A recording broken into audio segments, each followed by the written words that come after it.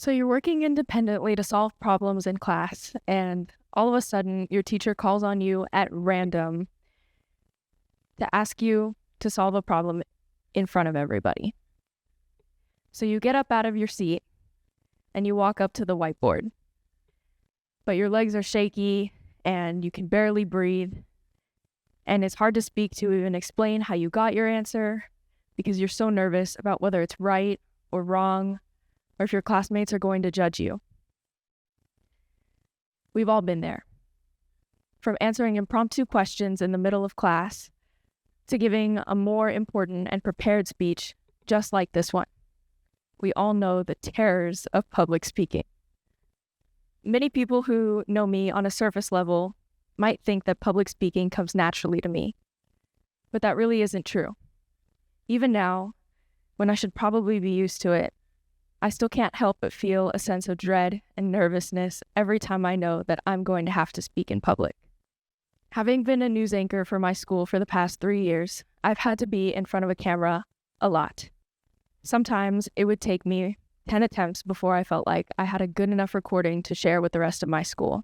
Also, when we were first starting out, we didn't have a teleprompter, which meant that I had to memorize my script and then be able to recite it in front of a camera with some of my peers and a teacher in the room.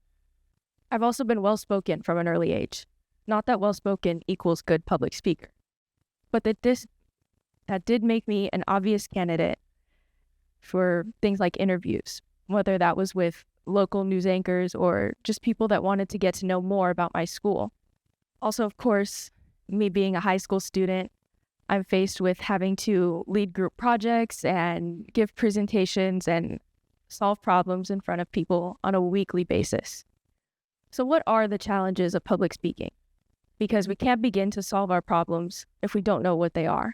The most common one, and probably the one that's most out of our control, is anxiety. That nervous or shaky or frozen feeling that can hinder your speech. Also things like lack of preparation and being able to capture the attention of your audience can be just as detrimental as your overstimulated nerves. You also have to think about the clarity of your presentation as far as sticking to your thesis or your main point. So how are some ways that we can overcome these obstacles? Take a deep breath. Well, that might work for some people, but honestly, my number one strategy, gaslight yourself. Really, I mean it. Confidence is key. So if you don't have it, fake it till you make it. Being confident reduces anxiety. So if you can convince yourself that you're confident, your anxiousness should start to melt away. Believe what you're saying. A really important way to get your audience to believe what you're saying is for you to believe it too. If you want to be a good speaker, you should actively try to get your audience to resonate with what you're saying. Believing what you're saying and also doing things like making eye contact gets the audience to pay more attention to you, and it makes it personal. Making eye contact can be really scary for speakers, but it's an essential step in getting your audience to connect with you. Nerves can hinder our speech, like I said before. Sometimes it makes us talk too fast or too slow or stutter unnecessarily. But having a good pace and tone in your speech is important, because if you talk like this, nobody's going to understand what you're saying and everybody's going to freak out.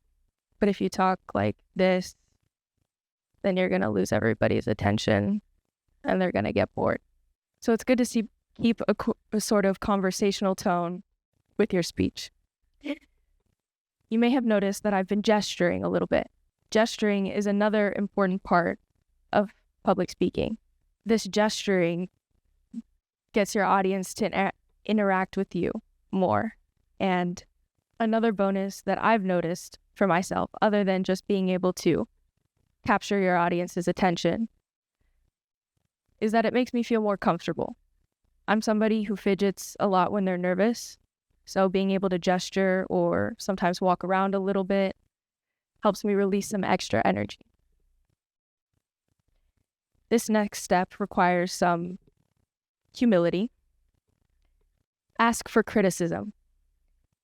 Asking other people for criticism before actually giving your presentation is an incredible resource because other people have an ability that we don't, which is being able to look at us, or rather, listen to us with a lot less bias than we have for ourselves.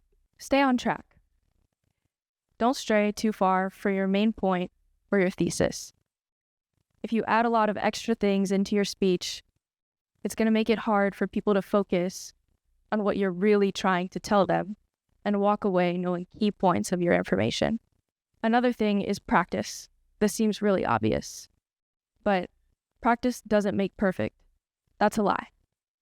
We're all human and mistakes are inevitable. But practice does make you better. After interviewing a lot of my business and professional comms students that I'm with, we were all more confident towards the end of the semester because we had gotten used to presenting so many times. This last thing is use your resources. If you're allowed to use something like note cards or read off of your presentation, then do that. But when I say read off of your presentation, I mean glance at it. Because having your eyes glued to the projection or the poster or whatever it may be allows you to not be able to do that really important thing of connecting with your audience. So remember, the next time you walk up to that whiteboard or walk up on that stage, gaslight yourself, believe what you're saying, make eye contact, have a steady pace and tone, ask for criticism, use your resources, and practice. Thank you.